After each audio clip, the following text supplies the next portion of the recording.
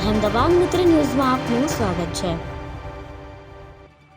સૌરાષ્ટ્ર અને ગુજરાતભરમાં બસમાં મુસાફરી કરતા મુસાફરોને બેભાન કરીને સોનાના દાગીના લૂંટતા શખ્સને રાજકોટ ક્રાઇમ બ્રાન્ચની ટીમે ઝડપી લઈ 6 ગુનાના ભેદ ઉકેલી નાખ્યા હતા। સાથે જ 5 લાખથી વધુનો મુદ્દામાલ કબજે કર્યો છે।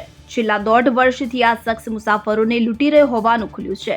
પોલીસે પ્રાથમિક પૂછપરછમાં મહેન્દ્રસિંહ મૂળ બરવાળાનો કોલારપુરનો વતની હોવાનું અને હાલમાં ડાકોરના બંસી એપાર્ટમેન્ટમાં રહેતો હોવાનું તેમજ અહીં જ કાપડની દુકાન ધરાવતો હોવાનું જાણવા મળ્યું છે। આ સાથે જ પોલીસે 9 જેટલા ચોરીના ગુના ઉકેલી નાખ્યા છે, જેમાં રાજકોટના 2 બનાવોમાં બી ડિવિઝન પોલીસ મથકમાં નોંધાયેલી ફરિયાદમાં ગત તારીખ 15 ઓગસ્ટના રોજ રાજકોટની પંચનાથ સોસાયટીમાં રહેતા રણછોડભાઈ અરજણભાઈ દેસાઈ ગ્રીનલેન્ડ ચોકડીથી સુરત પોતાના મિત્રના ઘરે વાસ્તુમાં જતા હતા।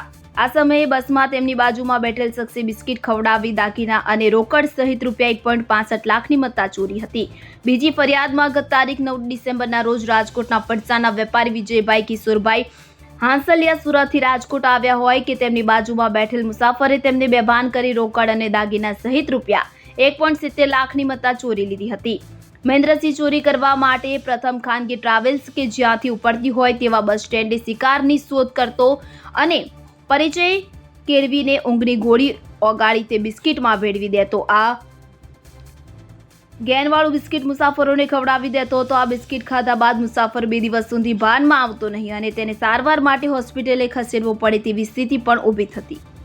બેભાન બનાવી મુસાફરે પહેરેલા સોનાના દાગીના અને રોકડ રકમ મહેન્દ્રસિંહ ચોરી લેતો હતો। આ મોડેસ ઓપરેન્ડી 1997ની સાલમાં તેના મિત્ર નયન પ્રવીણચંદ કનૈયા પાસેથી આ ટેકનિક શીખી હતી, જેમાં અગાઉ પણ તે વડોદરા રેલવે પોલીસના હાથે પકડાઈ ચૂક્યો છે।